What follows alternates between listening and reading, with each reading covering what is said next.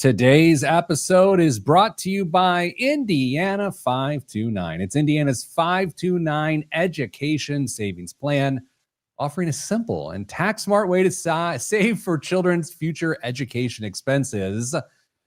You can start an account for just $10. I've been contributing to one for 16 years now, and it adds up fast. You can start with just $10. And speaking of 10, if you go to myindiana529.com right now, you can do something quite special. You can register for a chance to win a $10,000 deposit into your account. $10,000. Holy smokes. By starting with $10, you have a chance. You don't even need to deposit to be eligible. So go do that. You will absolutely have a chance to also have a state income tax credit of 20% on your contributions, which is great. So do that. It's what I use. It's what I've used forever. And you can decide what is best for you. You can do it direct by yourself or through your advisor. So go do that now. myindiana529.com. Terms and conditions apply. So go there now. myindiana529.com to learn more. Hello, Dame. Hello. Hello, Kristen. Hello. What have I done to deserve all three of us on the show at the same time? Dame, what are you wearing here? Dame is looking for attention. He's flipped his hat around. Hold on. Let us just see it in real time. No, it was. Did you see the comment? You'll like the comment. Okay. Well, okay. Over the top two casting today. Don, what does it say? Fry Ranch from Distillers. It's out in California. Oh, I have poured that down my face. A delicious beverage. Jeremiah says all three hosts. I might take a picture. We're gonna miss this. Are there news? Are one of you guys leaving the show? Well, one of us is temporarily. And then it's 4. Hey, Kristen. where's the theme song? Oh yeah. Okay, I gotta remember. Ding, ding, ding, ding, ding, ding, ding, ding, ding, ding. Maggie. Is it something like that? Is that the theme song? I think it was something like that. Kristen, how you doing? I'm good. I actually feel really, really good. Wait a second. I'm looking at the time. Like literally 3 minutes ago, you may have indicated another thought. Yeah, but that's okay. Here's the thing. You just take that with a grain of salt at this point. I am nearly 9 months pregnant. So it's like I'm as good as you can expect a 9-month pregnant woman to be. Like, I'm not going to feel 100. Can I ask an appropriate pregnancy question? Can you? I know. Dame, why do you leave the screen? Not to trying be to get like, as far away from this as possible. not to be like that person, because I do hate it when people do that. Like, can I go to the bathroom? I don't know. Can you? Like, but in this instance, really, like, can you? I don't know. Am I capable of this? I don't know. Okay, I have a question for you, and it feels appropriate. Dame is so scared right Dame, now. you're not providing a lot of confidence to me right now. You're covering your mouth. You're leaning back. Your arms are crossed. It feels safer this way. Kristen, 40 weeks is a thing in the pregnancy world. Correct. I believe the gestation period of an African elephant is closer to 18 months. It could be. So my question is, can you imagine feeling this way for twice as long as you felt this way? That is an appropriate question. Honestly, you guys, most of this like pregnancy hasn't really been her fault. Like, I've had really bad like sinus issues. That's not her fault. Like, that's what made me feel so bad for like a month. Like, I don't know. I mean, no, I can't imagine doubling the amount of time. Yeah, that's how most, that's what I was just wondering. Dame, see, that was fine, wasn't it? Sure.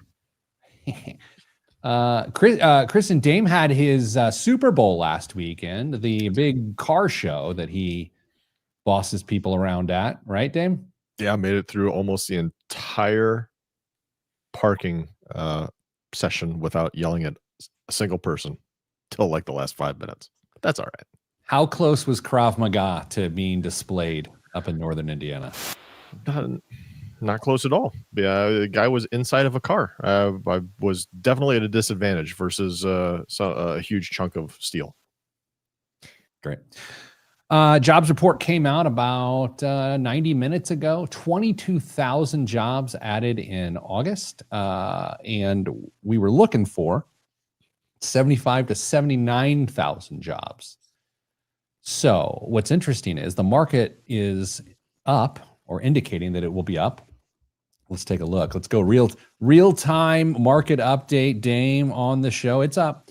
Why? Because now it feels certain that there will be an interest rate decrease on the 15th of the month.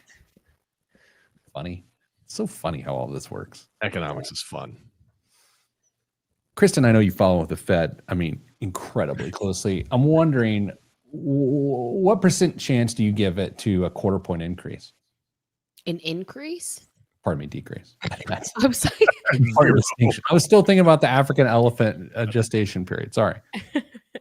I don't know. Isn't Jerome Powell like under hot water? Maybe he's trying to save his job. Fair. So, Dame, do you have a number? 80%.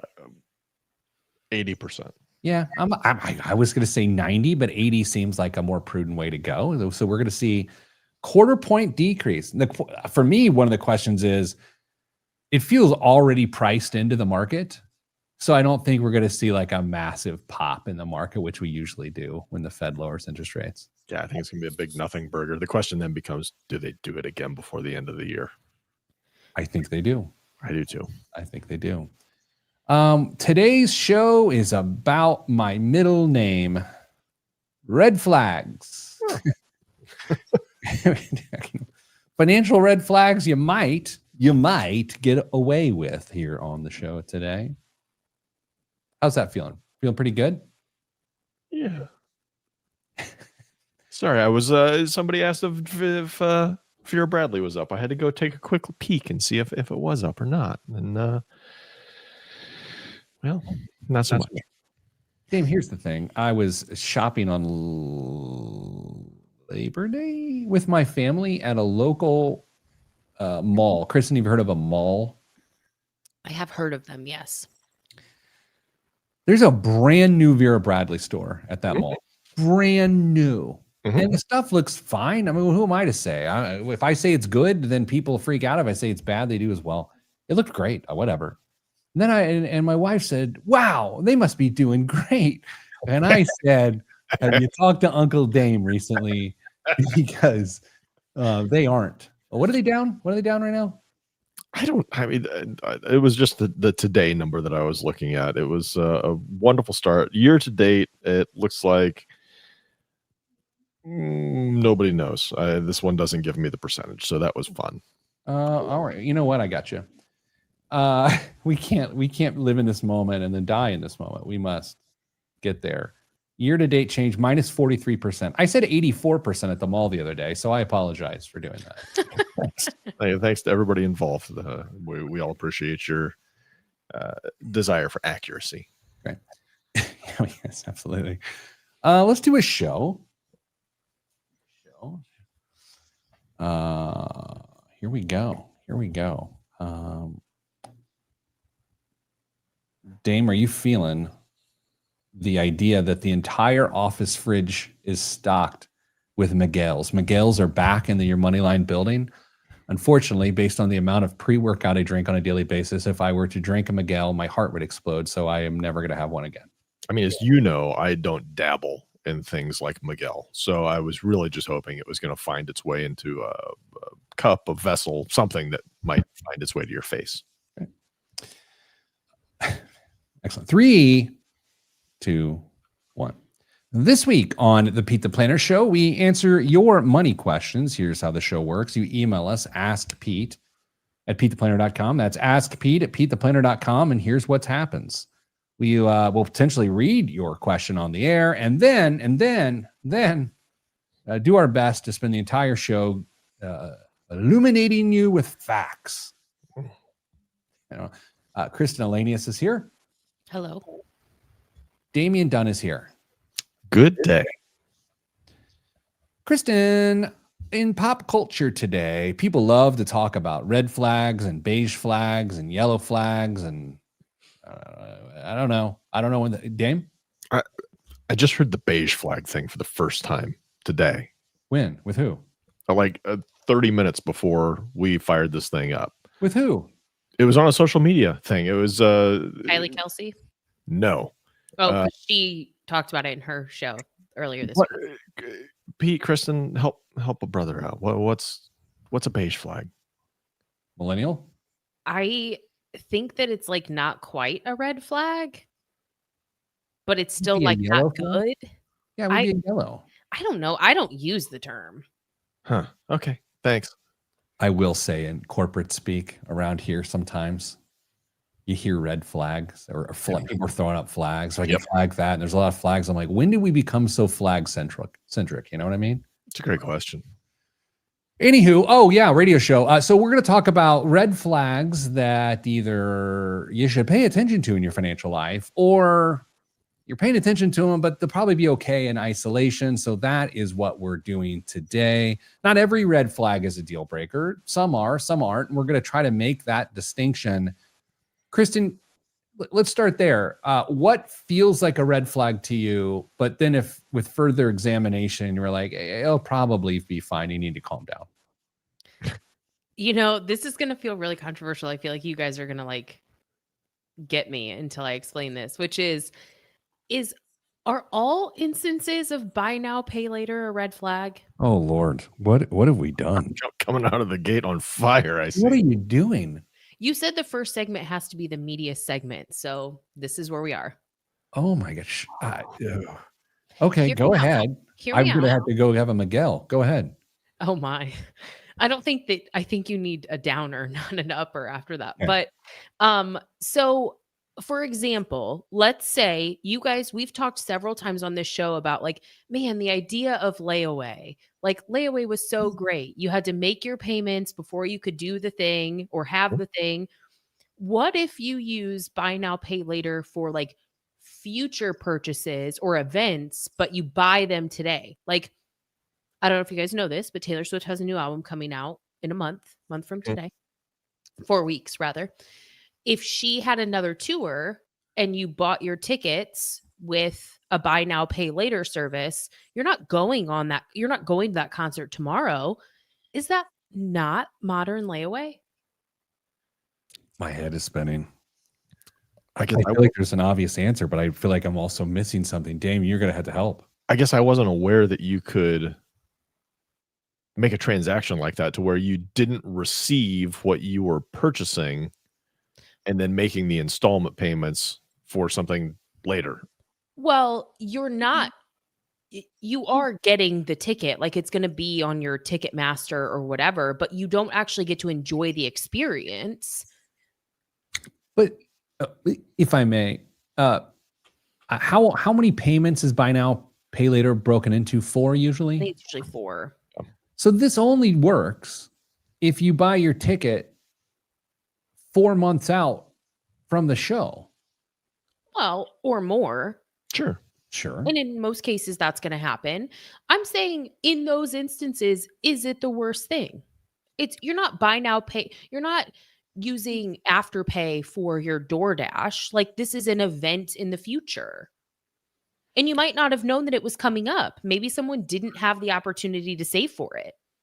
Okay. I think I can be convinced that this might be a reasonable use of buy now, pay later. The concert, the event 4 months or beyond out. The concept of paying for something over a few months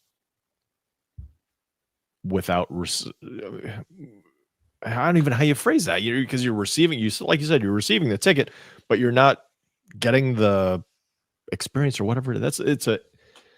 How many people do you think are doing this? I'm not sure that they are, but I'm saying, could I make this argument? Yeah, it's technically layaway at that point.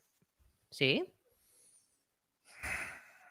I don't know. It's just such a slippery slope for me. Yeah, It's such an isolated use case, you know? Well, and we said, like, if these are individual red flags, are they really the end of the world? If this is someone's use case for buy now, pay later, is, hey, this artist that I've wanted to see announced their tour, because this happens a lot. And then it's like, well, I wasn't saving for this. I didn't know this was going to happen. Or it was dynamic pricing with Ticketmaster. I had no idea my ticket was going to be $350. I was planning for $150. Like, I don't hate it. Okay, so another example that's going to hit home because it's actually going to happen here soon. The new iPhone is going to get announced next week. If you could reserve your iPhone and then pay for it over 4 payments and then get the iPhone, you're saying that it would be a reasonable use of buy now, pay later. I don't hate it. Okay, I know that's an example, and apparently I'm getting way in the weeds today.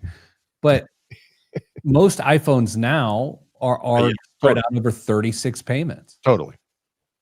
Mhm. But those 36 payments are after the fact. You got the phone Mhm. and then you pay for it for 3 years versus, is it better to do buy now, pay later on the front end and own your phone outright, P?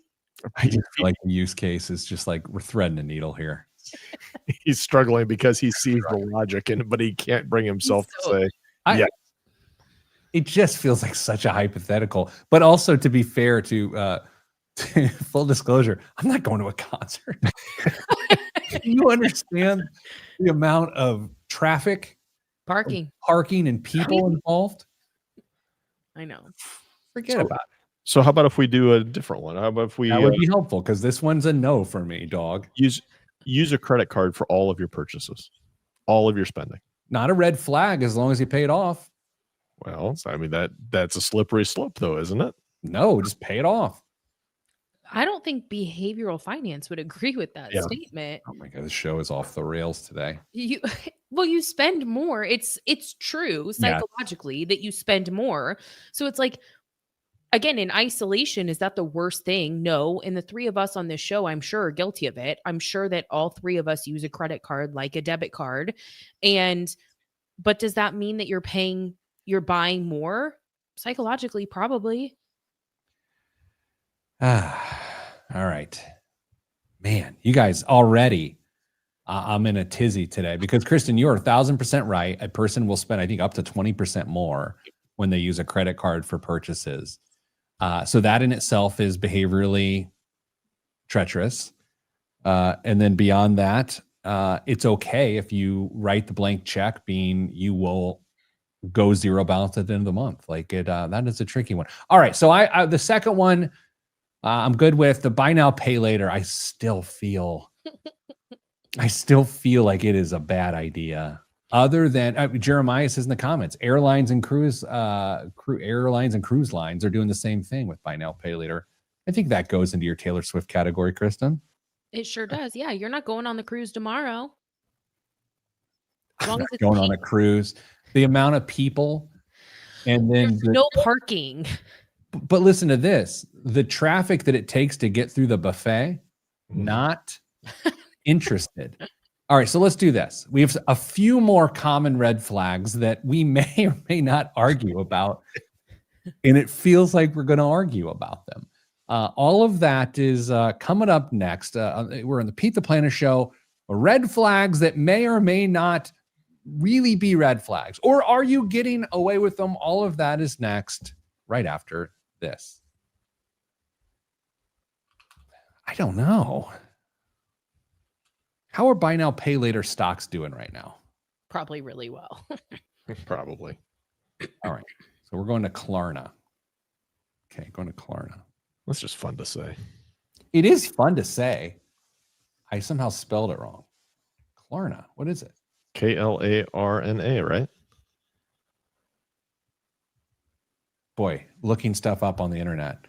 What's another one? Afterpay, but I don't know if that's its own Affirm. No, it's firm. That's what it is. Firm. I just feel like it's a bad idea. I Up feel like 42% for the year for Affirm. Did you say 42? Mm-hmm. Ooh. Should have picked that for my Oh, stock. pick. Firm is up 50% on the year. I'll say this. That's how I know the economy's in trouble. That's how I know. This portion of the program is brought to you by Indiana 529. If you go to myindiana529.com right now to open an education savings plan for your little one or someone else's little one. Let's say you got a grandchild and you're like, Billy's no good at soccer, but better start putting money away for college. You can do it with as little as $10. And if you go to myindiana529.com right now, guess what can happen? You can register for a chance to win a $10,000 deposit into your account. Of course, terms and conditions apply. Wouldn't that be an interesting thing to unwrap? I was listening to the Pete the Planner show. I went and registered for this sweepstakes. Everyone loves a sweepstakes. Found out about it a few weeks later. I got this gift for you for Christmas. You opened it up, and it's your statement, and there's $10,000 more in than we thought. That is quite the holiday for you. So go to myindiana529.com right now. And by the way, the tax credit is there for you if you're an Indiana resident thereafter. myindiana529.com. Dame, this program is also brought to you by Herculean Meal Prep. Kristen, I was driving home from Chicago yesterday, and on the way home from Chicago, I passed 10,000 restaurants. I was hungry. I was in a hurry, and I needed to eat. And I said, no. I got all the way to the office so I could reach into our freezer, and in 3 minutes and 45 seconds, I had a delicious, nutritious meal that didn't break the bank. So please go to HerculeanMealPrep.com. They are frozen meals that can arrive at your door and can change your life. To be very honest and frank with you all, they've changed my life. There's a Hawaiian Burger Bowl coming out next week. Think Loco Moco for those that are of the Hawaiian sensibility.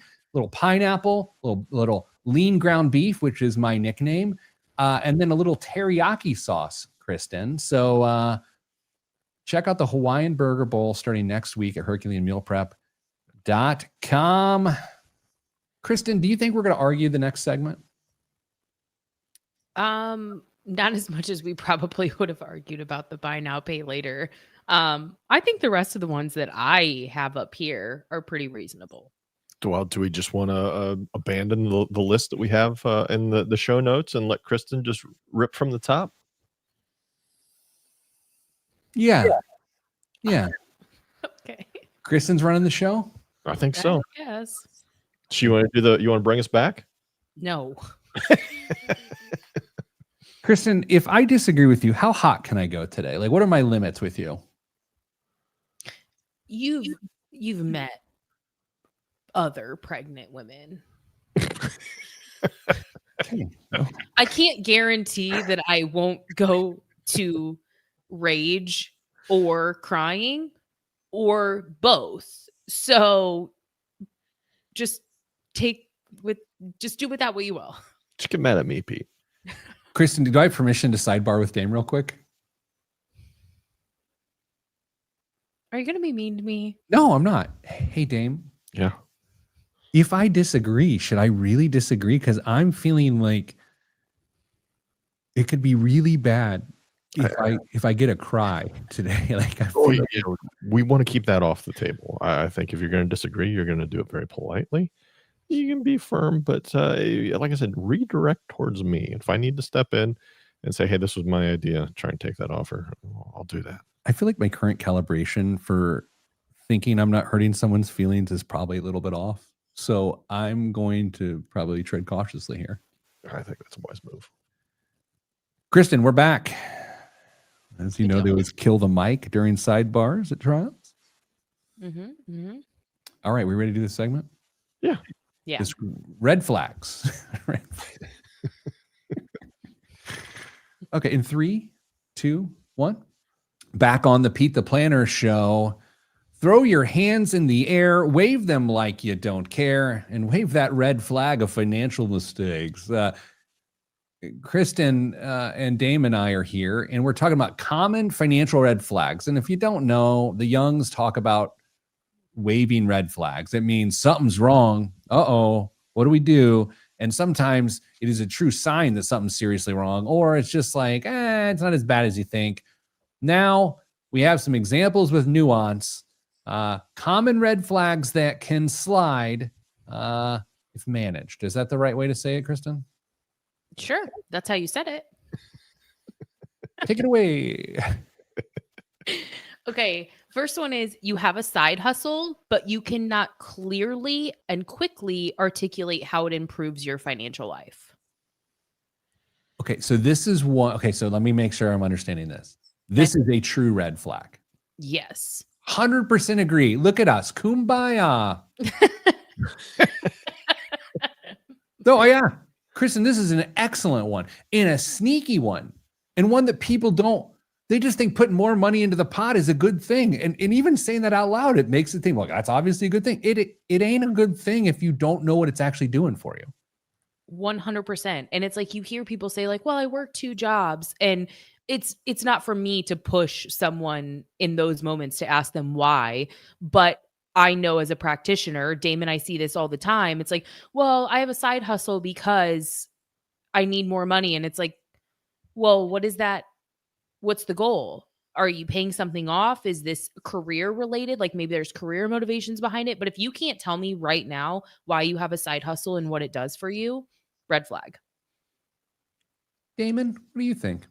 I think she's exactly right. And I guess that means you're exactly right too, because you agreed with her. If you can't clearly, like she said, clearly articulate what that extra time and effort you are putting in towards generating some income is doing for you, why are you doing it? You can't keep doing that second job, because if you're not careful, the only thing it's going to do is inflate your lifestyle, and then you get caught in a serious catch-22. Now you can't quit that job. You have to do it or make some really, really tough decisions. So you have to know what that extra income is going for. And if you do, then great, good on you. Make sure you hit that financial goal and give yourself the opportunity to exit stage left or further another financial goal if you want to continue that extracurricular working. I would like to make a very dramatic statement. Please. I believe this is one of the sneakiest, biggest mistakes people make. Oh, Like top sneakiest mistake, top 3 mistakes. because you feel good, you're out doing something, you feel like you're doing all the right things. I mean, you're crushing it, you're hustling, you're making that extra money, and before you know it, you're dependent on it. Well said. Your lifestyle increases, and then you're trapped.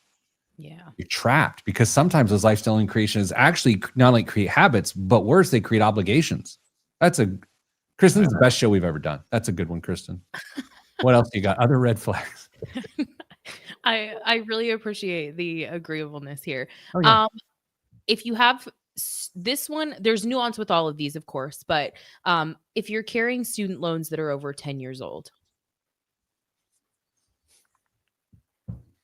Yeah. There's nuance on this one, right? Of course, on all of them. It could be you're playing the interest rate game. Maybe you went to school. If you went to school in like the early teens to mid-teens, if that's when you funded your college education, your interest rates are so favorable. They're probably in like the 3 max 5% range. So I totally can see the case of I'm paying minimum monthly payments. I'm paying the least amount that they'll let me because I have other goals that I want to achieve. But man, is that slope slippery. Can I get some clarification? Yeah. If I'm pursuing like a higher level degree, master's, PhD, but it's very possible that my undergrad loans are going to be, that clock's ticking while I'm still doing that further education. Do those count in your red flagdom here, or is it basically until you finish, from the time you finish your education, that's when you start that clock? Yeah, I mean, there is a lot of nuance there. So like I'll use my own example or my own education as an example is I cash flowed my master's degree, but put a pin essentially in my undergraduate student loans. So my undergraduate loans will last longer than 10 years, but only because I didn't take out new debt to fund the remainder of my education. So you have to know what that timeline looks like for you and if there were very intentional reasons. But if you're just carrying them without being able to say, just like in our last example, if you can't clearly articulate why they're older than 10 years old, red flag. Here's one for you. Kristen, help me. I need help. Okay. If someone has student loans that are 10 years old, Mhm. they're currently working, and they aren't making payments, that's a massive red flag. Like that is but my question to you is, how often do you think that's a situation in which a person doesn't believe it to be a red flag? I think that 75% of the time, someone not making a payment does not think it's that big of a deal. Wow, that's aggressive, Dame. That's interesting. I disagree. I think they think it's a big deal, but they won't admit it. They're reluctant to admit it because they see so many other people angry for various reasons about the student loan situation. Whether they, like I'm not paying the government back for this, and they're overcharging me, and it's a scam, and I don't make enough. Whatever the reason is, some of them may be entirely valid, but it's just so easy to find some comfort in your red flag situation because nobody else thinks it's a big deal either, or they say it's not a big deal. Yeah, I think I would say it's a tolerance issue. Sure. You become too tolerant of the deficiency, and then your tolerance takes over in a bad way. All right, Chris, this is good. We're tracking. Can we keep it on track? This one's kind of interesting, and full disclosure, I'm throwing my person under the bus so hard right now. So I'm going to need the two of you to agree with me, which is that mental accounting with your like personal accounts payable and receivable is a red flag. Say more. Okay. So let's say we don't all work in the same office. So this isn't the easiest example, but like, let's say we did. And Dame and I just have this like loose ledger of like who owes who for lunch, or he was like, hey, I'm coming into the office to get and I'm getting breakfast. I say, perfect, pick me up something. And then we have this very like loose relationship with like Dame owes me $20, I owe Dame $30. No one really knows who owes what. I think it's a red flag.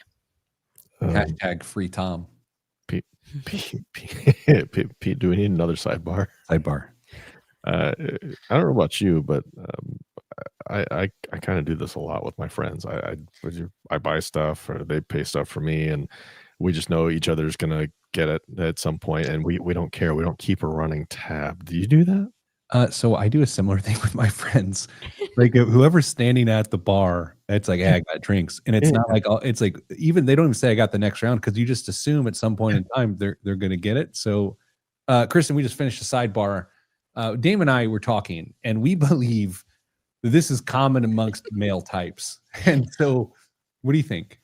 It's when the amounts are small, it's okay, but he and his friends do this in much larger contexts. Like, and that's where I'm like, it creates opportunities for financial conflict. I don't like it. I don't like to have an outstanding balance sheet. I'm going to send you a Venmo. Hashtag free Tom is trending on the Pizza Planner Show. Coming up after the break, more red flags. Are they red flags, or are they just what men do? Hashtag free Tom. I'm Pete the Planner. I don't really see the big deal. He and his brothers are really, really bad about it. But you guys, the problem there is that like it's big purchases. Like if somebody goes to the sale barn and buys four exactly what I was steers, going to say. that's a problem. That doesn't. These are my uncles you're talking about here. Yeah. Can I? So you're doing this with cattle? Yes. And it'll be like, then it turns into, well, then I bought hay. And I'm like, hay is not the same as buying a steer. And it's like, yeah, but then he put tires on the trailer. So, and then it goes over months and months. And there's just this like ledger that's like maybe sort of accurate. But I think the reason that it's a red flag for me is like, then you don't know what you have in your business venture. It's not even necessarily about owing money to each other. It's how much did it cost me to feed out this animal truly? Dame, I'm over my skis here. We are in a sale barn is something I've heard, but I've come to learn with my relationship with Kristen is more of a thing that I knew. Mhm. Apparently, you got to feed animals hay. That's new, right? It's not new, actually. Yeah, sure. Wow, that is a lot. If I can, I mean, that's not Jack Daniel's single barrel neat. Like that is an actual barrel. Like that's a lot of stuff. It's a lot. My joke was going to be something like, yeah, a lot of stuff happens, and before you know it, Tom owes somebody a goat, or something like that. And Truly. Jeez. Okay, maybe a good point. The good news is all the radio on the air people are going to miss all of that because this is the break. Do you still have a list? We can keep going on these? Yeah, I didn't know if we wanted to switch to Damien like saying what you should do. Nah, let's keep this is much better. just keep disagreeing. So Okay. much better. You guys, I have a feeling that today's biggest waste of money is an all-timer today. Dame wasn't here for my terrible, terrible guess last week. I don't remember what happened. Who was it? I was off by like literally, I think it was like 5 cents. Yeah, she was off 5 cents last week.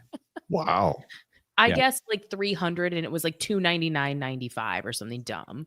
Well, you were over, so you lost. Indeed. Guys, can I paint a picture for you as to a moment I had this week that I don't know why I feeling the need to share this with you and thousands and thousands of people. So on Wednesday night, I drove to Chicago because I had a meeting on Thursday morning, and I was like, I don't want to drive up Thursday morning and deal with traffic. I'm going to go up Thursday night.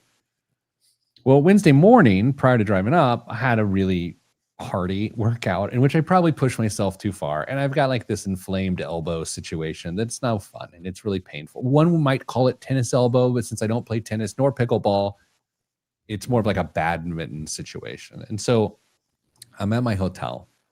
I'm struggling to fall asleep because it hurts so bad. But I fall asleep. Then I wake up at 1:30. And Dame, I was so tired. It was one of those times, I don't know if you've been there as a business traveler ever, but you wake up and you have literally no idea where you are, who you are, why you are. So that happened. I gathered myself. My arm hurts. And I'm like, all right. I leave my hotel room with my key and the ice bucket, shirtless, shoeless, at 2 a.m.-ish. Walk down, fill up the ice bucket, and then strangely dip the tip of my elbow into the ice bucket in bed for a while till I fell asleep and then woke up in a puddle of ice cold water, not knowing who and when and why I was. No alcohol was involved, unfortunately. And that's how Thursday started for me. Fun. I mean, that's just part of getting old, I think, Pete. If you've ever wondered what happens at a random Courtyard by Marriott in Arlington Heights, Illinois, at 2 a.m., it's a shirtless man, shoeless, with the wherewithal to take his hotel key, fetching ice for an elbow injury. Can I ask you a question that you certainly don't have to answer? Yes. A year ago, would you have walked down that hallway shirtless at 2 a.m.? That's a great question, actually. I'm definitely walking around a little bit more shirtless these days, for sure. I mean, For you. yeah. I don't know. I'm not quite yet mow the grass shirtless. Yeah, totally. Well, you live in Mhm. suburbia. I feel like, is that normal? Do people? Some of the fit dads do. My neighbor across the street, he's ripped. I love watching him mow. Oh boy. Okay. Here we go. 3, 2, 1. Back on the Pete the Planner show. Red flag. If you're from Central Indiana, you hear red flag, you think an IndyCar race is being stopped for some reason. But in pop culture today, when someone says, oh, that's a red flag, it's just this massive warning sign that something is terribly wrong. And so we're talking about those things in your financial life. Kristen has this pithy list, and Dame and I are arguing with her. So, Kristen, what's next up on the list? You can't tell me what it takes to run your household financially within 30 to 60 seconds. Either that information is in your noodle or you don't have a way to access it really quickly. And that is both what you actually spend on the regular and what is the bare minimum for your household. Boy, I feel like I'm splitting hairs here, but I'd say yellow flag for what it's worth. But I'm tracking with you. Yellow. It's yeah. I know what it means, but Oh. how is not knowing what it costs for you to live not a red flag? I don't know my blood pressure right now, and I probably couldn't access it in 30 to 60 seconds, but it's under control. Different, I feel. Maybe it's just a fun metaphor. Dame. if I'm not overspending my income every month, but I spend and I'm hitting all my financial goals, How do you know that you're hitting your financial goals if you don't know what it costs to live? because They're automated and they happen before the bills. yeah. But she's going to say, how much do you, like, if you're saving for retirement, are you saving enough if you don't know how much it costs to live? That's where she's going to go with that. I think she's right. I am. I think we're just arguing at this point. I am right. You should know.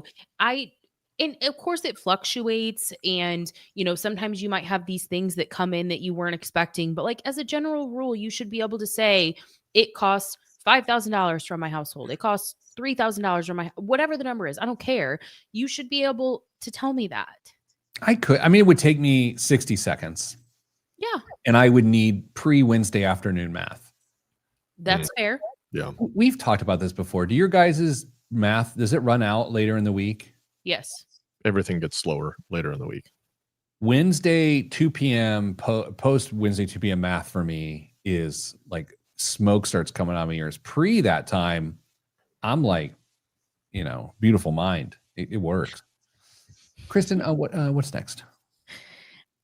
If you can't tell me reasonably whether you think you are at this time of year, okay, so there's context here because this is September. If you can't tell me kind of where you're tracking when it comes to your taxes, like refund, balance owed, unless you have a really complicated situation, I know people are business owners and there are things that get thrown in the mix, but for the everyman, if you can't tell me kind of what you're tracking toward, I think that's a red flag. It's an even bigger red flag if you get to tax season and you can't tell me and there's a surprise, like you get a lot of money back or you owe a lot of money. That's an even bigger red flag. Dame? I think that's just an issue that needs to be addressed. The average person who doesn't have a super complicated tax situation should be able to have this nailed down pretty darn consistently year after year after year after year. And there's not going to be a lot of, I'm going to get killed on taxes this year, or I'm going to get a huge refund, because it should all be handled pretty much through payroll deduction for the vast majority of people. So I would accept things are going to be fine because they consistently are from year to year and nothing serious has changed. Would that be an acceptable answer for you? I think that's an acceptable answer, is like, this is status quo. But if you are getting, a large refund and you don't know why, or you suddenly owe a large balance and this was a surprise to you, I think that's a red flag. And I'm not saying I don't understand why. People are terrified of the IRS. They're terrified that they're going to mess up their returns so that as a result, they don't dig into how this actually works. And I have empathy for that, but I still think it's something that you need to learn. So are you looking for something like, hypothetical, I know I sold a bunch of Bitcoin and made 20 grand profit, but I didn't mentally account for, or I haven't planned on the taxes that's going to generate at the end of the year. I think that's a red flag. And I think it's fine, but I'm going to get surprised when I file next spring. Red flag. Okay. I can get behind that. What if you don't know? This is an aggressive one, and I'm throwing 85% of the entire population under the bus here. Perfect. If you are off track to retire successfully, you don't know what it will take you to get back on track. Red flag. Yeah, I'm 100% by that. There's so many, like, we have a pretty savvy audience, both on the podcast and on the radio and on YouTube and on Twitch. And but I think some people are catching some shrapnel on this one. Yeah, I mean, it's easy to do. If you suspect you're behind, first of all, if you suspect you're behind but don't know you're behind, that's a red flag in and of itself. You gotta know, and it does. Go find a calculator online that does a quick and dirty calculation just to get you an idea if you're in the ballpark or not, or if you're getting closer. This would be another great conversation. How far out from retirement should you consider talking to a financial planner? That'd be another side discussion we could have, but. You've got to be able to nail down what that target is. And ideally, you're going to give yourself plenty of time to course correct if you have to, because every year that goes by, you're just making this so much harder on yourself. Time is a superpower when it comes to retirement asset allocation. I just realized that I'm going to write a column about this weekend because I think I have a column due next week. Kristen, I'm going to oversimplify this in a terrible way. Are you ready? Yes. Dame's right. You go find a calculator, find what you would need to have set aside right now to accomplish your financial goals once you establish those. Then you determine how much more you would need to deposit each month right now in order to accomplish that. That is one of the most important things anyone can possibly do in their financial life is simply know right now, this month, what would I need to do to close the gap? And then Dame, I'm not even saying they got to close the gap. I'm saying just the absolute chosen ignorance to not know that is crazy, because then the superpower of time works against you in a terrible way. There are a growing number of people that I've talked to, Chris, and I would assume you're the same way, younger than you and I, Pete, that have readily confessed to me that they don't plan on the traditional retirement that you and I think about, or that our parents thought about. They're in the back of their mind, it's like, well, I'm just always gonna have to do something, part-time gig, something just to stay busy, make a little income. And I think that's how they let themselves off the hook for not knowing something like this, because they say, well, I'm never gonna stop working at this point, I'm never gonna have enough to retire, so I'll just do what I have to do to retire at that point. And they don't account for bodies breaking down and not being able to work at some point. That's a coping mechanism, and it's also a red flag. Coping's interesting. I mean, I'm not a psychologist. I barely am any psychologist of any type, if I'm not at all. Coping is one of those things that at times, Kristen, to your point, it's necessary to survive. It is also in itself a sign of massive distress. Yeah, absolutely. That doesn't mean we don't have empathy for those situations, but we have to figure out a way to work past them in order to lead financially healthy lives. And that's, I mean, whether that's a practitioner, whether that's an accountability partner and your friends, you have to find a way to move forward and to reduce the number of these red flags. Because I think the whole point of this today was like, one of these things alone may be okay, but when we start collecting them, your financial health is in jeopardy. Coming up after the break, we've got the biggest waste of money of the week, and it is possible. I know Kristen was 5 cents off on her guess last week, and this coming week, there's no chance anyone gets remotely close to it, just so you know that. Then we're going to hit the news. Big news week. Let's see if Dame captured the essence of the world and its ethos. All of that is next, right here on the Pete the Planner Show. I'm Pete the Planner.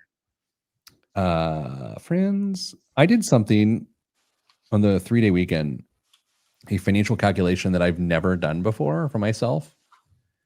And I was shocked by what I found. Okay. So I don't know if you've ever done this, Dame, because you and I know for sure, I've been talking people out of what I'm about to say for a long time. Okay. I took a number of assets, okay, whether they're hypothetical or real. And I said, okay, when I, like right now, okay, if I'm X years old and I got this much money and I will be dead by 94 years old, okay, whatever. And I want zero balance when I die. how much money can I take out per year from this amount of money? Fly Yeah. down the hill. Dame, I was shocked by how much money it is. Yeah. Because obviously we've done calculations forever around here at 4%, blah, blah, blah, blah, blah, blah. I'm going to tell you, I might actually find the thread. I don't want to get into the numbers though, but it was substantial. Yeah. It was, I'm trying to get a percent of the total number. 8%. It was literally 8%. Ooh. What were you figuring for your rate of return on 8%. Okay. Oh, And it still spins it down, right? That's the other. Right. I mean, I did it via chat, and I had to throw in like historical numbers and did a little Monte Carlo. It got really heated. I feel like you need to play Ollie. Oh, bye. This is for information purposes only. It's not the Swiss financial planning device. Consult a financial advisor. Thank you. Don't do that, anybody. But it was an interesting calculation. It's scary. It was terrifying. But it was also so much money in relation to what I normally plan on having at retirement that it was like, there's a lot in between. Sure. Have you read or listened to the book Die with Zero? I've read excerpts of it, but I've not in totality. I haven't either. Obviously, your exercise made me think of it, and it made me wonder if I shouldn't spend a little time and go through that book to learn about the rationale behind it. The theory for me, at least within this, is that I would still take care of whatever interests I have as a living person as opposed to a dead person. You know what I mean? Like a charity or family or whatever. Mm. All right. Okay. Let's do in 3, 2. I'm not ready. It's the best part of the show. 3, 2, 1. This week's biggest waste of money of the week, right here on the Pete the Planner Show, is the Okapa water bottle. Pick a category of product, and you can typically name a luxury option elevated above more utilitarian offerings. Okapa is out to be the high-end option amongst water bottles. It's made using medical-grade materials, including a Swiss-made spout crafted from Grilamid TR90 thermoplastic, German borosilicate glass, an extruded, perforated, and anodized aluminum shell, and an opening mechanism built using surgical-grade Nitronic 60 stainless steel. The silicone shock absorption system keeps the glass carafe protected. 4 silicone seals prevent leaks and spills, and nearly all of the components are dishwasher safe for hassle-free cleaning. Available in 8 unique color combinations. I don't know if you friends know this, but we are amongst the hydration generation. Right now, as I sit and read this copy to you, I have got a beverage to stay super hydrated right now with truly the purpose of hydrating me, not enjoyment, not anything else, like to stay hydrated. This is what people care about. Kristen, how much does this water bottle cost? I have no idea because you said we're not going to guess it. So there were a lot of words I didn't know how to pronounce and that you didn't know how to pronounce. Oh, come on. This is $150. Okay, 150 American dollars. Dame. Looks like there's a USB charger in the picture. Oh. That thing. I mean, it's crazy. But I'm looking here. at the top, that top band, the circle, and then right to the It's right. actually I just zoomed in on mine. It is a release mechanism for the lid to pop up, like a little latch. Good call though. I mean, the medical grade was thrown in there. I mean, it just feels like it's going to be overpriced, and then times 2 at this point. So I'm going to go with $295. Dame, what is in the news this week? Not even a congratulations on being within $20. I mean, Kristen was within 5 cents last week, and I mocked her. oh, well, never mind.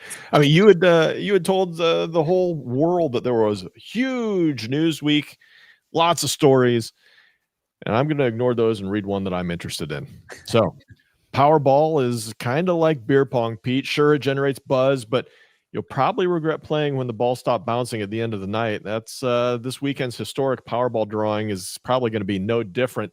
More than 162 million Powerball tickets were sold for the last drawing, according to the Multi-State Lottery Association, and Saturday's estimated $1.7 billion grand prize, the third biggest in U.S. lottery history, could draw in even more players, and that's no accident.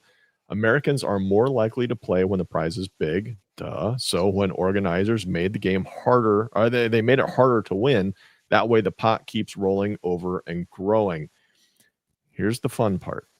In 1987, the odds of winning a jackpot from Powerball predecessor Lotto America were around 1 in 19 million. Today, the odds of winning Powerball are about 1 in this. 1 billion. 10 Kristen. times that. 292.2 million. I was pretty close. Sure. Meaning you're more likely to get killed by a vending machine or see the Jets win the Super Bowl this year. Still, people keep trying to beat the odds. Americans spent $103 billion on lottery tickets in 2023. So what if you win? This is important. I can't stress this enough. Okay. Yep. You're not going to win. That's it. Just in case, though, go with the lump sum option over annuity payments. Invest it. Not financial advice, just math. There you go. We were watching a show on Netflix called Sirens. Have either of you seen this miniseries? It's like 5 episodes, little drama, Mrs. Planner and I.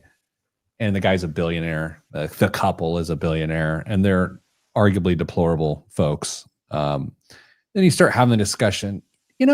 If we were billionaires, do you think character elements that exist deep into us become magnified to the point that we become terrible people too? And I'll speak for myself. Yeah, probably. That's where I got. What do you think, Kristen? Do you think that would come out somehow in you, whatever it might be? Yeah, I definitely do. I think there's a reason why I remain humble financially. It's just best for Yeah. everyone. Dame, you're as down to earth of a person as I've literally ever met in my entire life. Do you think some weird character flaw would come out in you and it would magnify and you would become insufferable? It'd be a challenge, honestly. Yeah, it's a weird question to ask yourself, because at first, where it gets interesting, you just keep backing it down. If we had $20 million, would we be insufferable or whatever? And they're like, Right. Maybe not. But if we had 100 million, it'd be sort of, start like, oh, you're doing dumb stuff real quick. It'd be insufferable to my old friends. Yeah. Joke of the year 2025. There it is. Dane, what else is in the news? Sometimes the best way to cash in on the AI boom isn't building a chatbot. It's having the right 2 letters in your web address.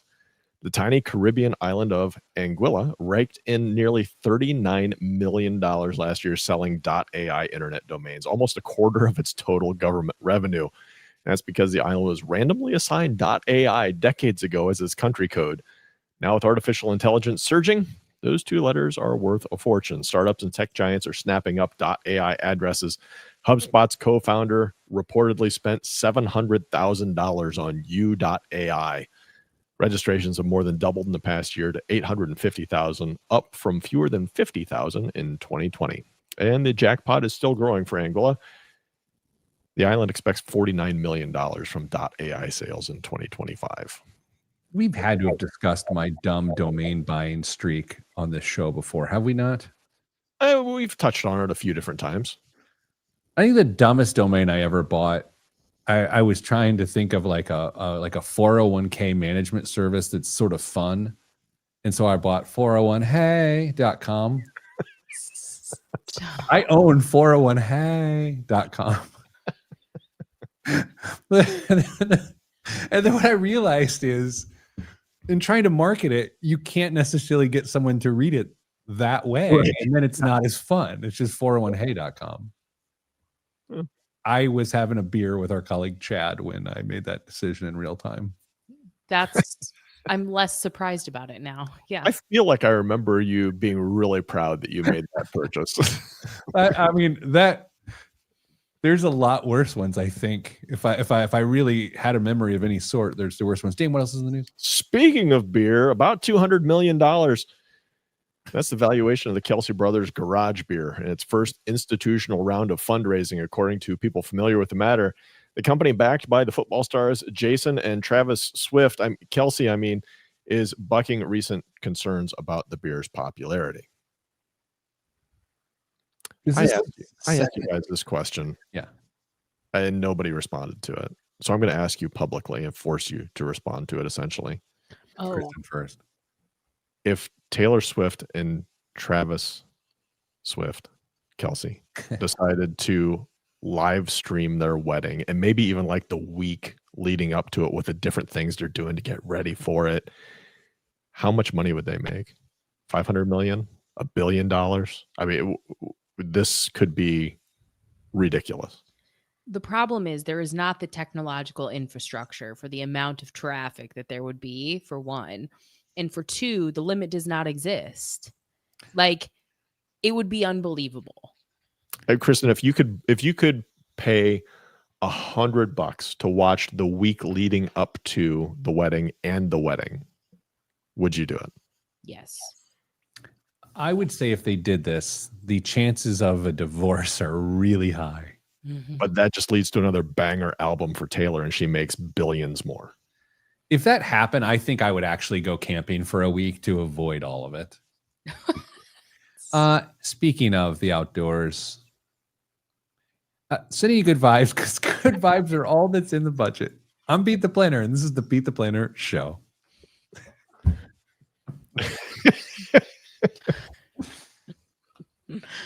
Dave, I didn't respond because I couldn't come up with a good answer, but like it would be the most viewed event By far. of all time. Worldwide. I mean, it would be ridiculous.